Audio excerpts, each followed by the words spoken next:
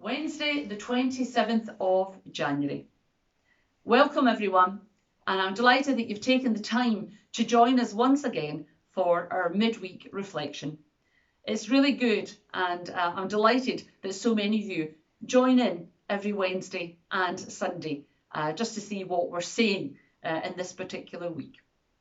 So, today I thought I would talk to you about foundations. Billy and I are having an extension built in our house, the one that we own down in Houston in Renfrewshire, remember, not Texas. And of course, we're getting organised for my retirement. I want the house the way that, the way I want it before we move back down. So the builder contacted me last week. Now, they weren't due to start until maybe end of March, April time. But he said because they can't work inside houses at this time because of the restrictions, could they bring our date forward and start the foundations for the extension? And I said, yeah, that'll be absolutely fine. So they're going to be starting doing the foundations for the extension at the back of the house, and also be re-roofing the house. Also, the whole house will be re-roofed, plus the new tiles on the extension. So we're looking forward to that getting started. But of course, the first thing, the ground will be cleared, and then that foundation will be put in. And that got me thinking about foundations, about bricks and building blocks. And then I just thought, yeah, you know, we have here, you'll see to my left, your right probably, we have the building blocks that I use with my grandson whenever he's up. So of course you get all these blocks, don't you, and you build them up, and he has such fun with them. And it's great fun making all the different shapes and talking about the colours and learning so much, you know, rectangle, square, circle, round, cylinder, arch, you name it, they're all there. And of course, the best bit for him, needless to say, is of course knocking them all down. I think we've all done that with our children and our grandchildren. And then of course, how many times do you fill everything back up, and then they come along and they tip it all out again? I'm sure it's bringing back many, many memories for quite a lot of you. So I've talked about foundations for a building, and you need to get your foundations right. Otherwise, things can just go pear-shaped, and they can go pear-shaped rather quickly.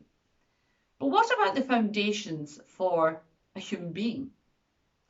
Well, first and foremost, I would say that most mothers-to-be take very special care of their bodies while the baby is in their womb. Because, you know, there's lots of things can go wrong if you don't take care of your health and your body while you have a baby in your womb. So that's where the foundation for a human life really starts, and especially for your own children. But then what happens is the foundation is built upon when you're a human being by the care, by the love, by being looked after by either your parents, grandparents, and or carers if you don't have parents or grandparents to do that for you.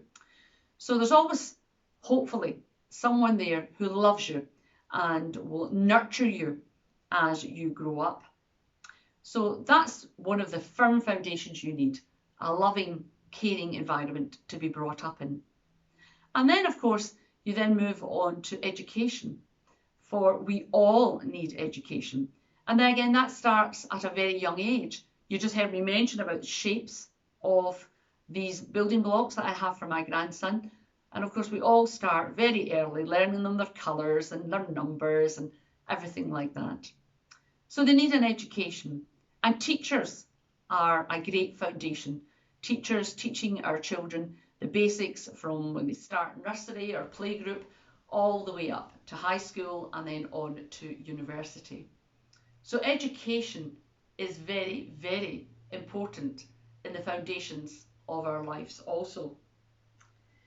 But I believe, as do many, many other people, that God gives us one of the best foundations for life, the foundation for life.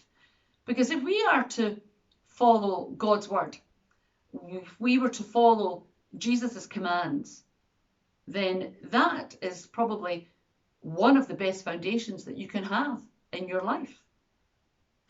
So what I decided to do today was I bring out my Jenga. Slightly bigger than the normal version that you buy out the shops, but it's not a giant Jenga, but it's sort of an in-between size. And of course you see that it's all been built up. We call these the building blocks.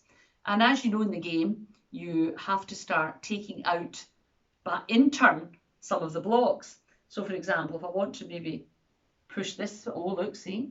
So there's one out there, and then somebody might push this one out here. And of course, you keep going with this game until eventually, oh, see, that's cheating because you're not allowed to do that, are you? Oh, see, that's okay. I think that's allowed in the game. But you just keep pushing these out and in, and of course you avoid the ones near the bottom, don't you? Because that's where the foundation for that whole building block is. So, in connection with that, what I'd like to say to you today is we're called to care for our bodies. You know, God tells us to care for creation. Part of that creation is ourselves as human beings. I've mentioned the foundations of when we're born, about when you're in the womb, and then when you're born, who takes care of you, and then of course the teaching of it. But we really have to take care of our bodies also. And that means, well, exercising, I would think. I think it would mean what we put in our mouths to eat and drink. Yeah, there's a whole host of stuff in there that we can do to take care of our bodies. However, if we start smoking, well, there we go. There's one of these building blocks out already. But, you know, maybe some people do it socially and maybe it doesn't harm them as much, but we're still putting things into our body that maybe shouldn't be there. We maybe start drinking. Oh, see, there we go. Now that's fine, but what happens if we drink excessively? And if we lose control of that? Well, there we go. Another building block comes out. What about overindulgence with eating? Because let's be honest, the majority of people, especially in the Western world, have such a choice of what they want to eat. So, overindulging. Oh, and you're not supposed to. Oh, look at this. I really don't want this game to be over at the minute, so let's go for another one. Oh no. Oh! Right, okay, let's stop. We'll go for that one. Right, okay. That's cheating, I know. But overindulgence. So we've got all of that as well. And then I said, if you don't exercise, whether it be your body or whether it be your mind, if you don't exercise, well, the foundation is just going to go as well. I really am cheating in this game now because I'm going for everything at the top. So all these things do impact in our lives. And I believe if you're not taught what Jesus teaches us about being the type of person who is kind, loving, caring, compassionate, well, these are foundations that we desperately, desperately need in our lives. But in church life, it gets a little bit more complicated than that, because we're told really we shouldn't be gambling. Well, I've got here a pack of playing cards. Now, I love playing cards.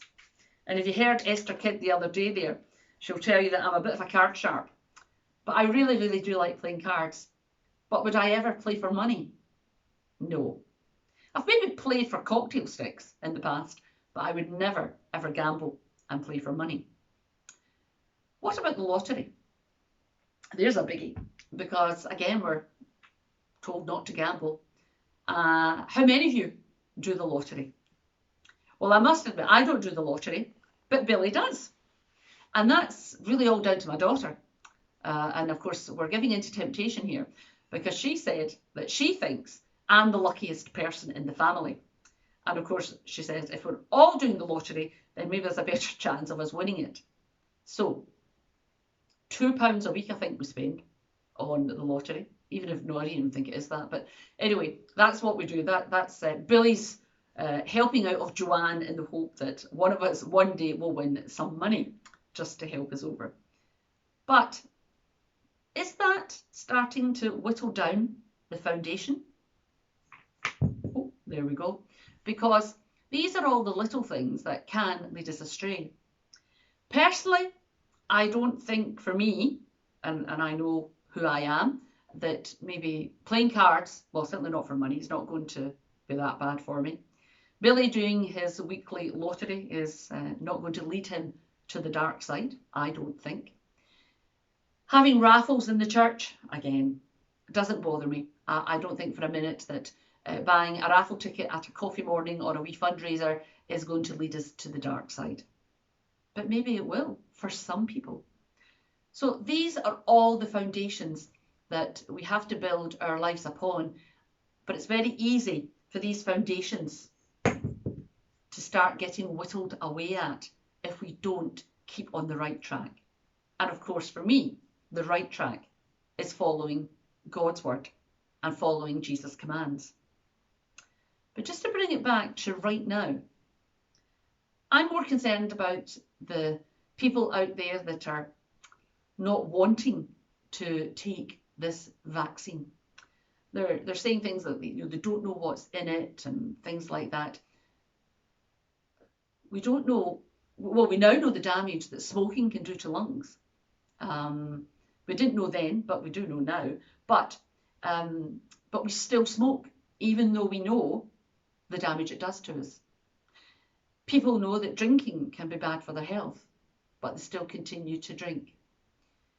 We also know that lack of exercise, whether it be physical or mental, is not good for you either, but we still do that. So we're chipping away at these blocks all the time. So for me, the vaccine, well, it's been clinically proved that it's going to be effective, but it's not only for ourselves. This is the building block for our world that we're living in at this moment. So I know that lots and lots and lots of you have had your vaccinations already, especially in Forfar, and I'm thrilled and delighted at that. And thank you to all the doctors' surgeries and to White Hills Hospital who have been doing them locally. A huge, huge thank you to all of you and to all of you who have gone and received your vaccines. But just remember, the more that you whittle away at these foundations, the worse things get. And you just never know when the time will come when the foundations fall and crack. So I'm going to finish by reiterating. Follow God's word. Follow Jesus' commands. It's a wonderful building block. It's a wonderful foundation to build your lives upon. And if you look around, you'll see that many, many people follow that and are leading good lives. I wish you all a wonderful, wonderful week ahead, and just try your best to make sure your foundations are sure and steadfast. God bless everyone.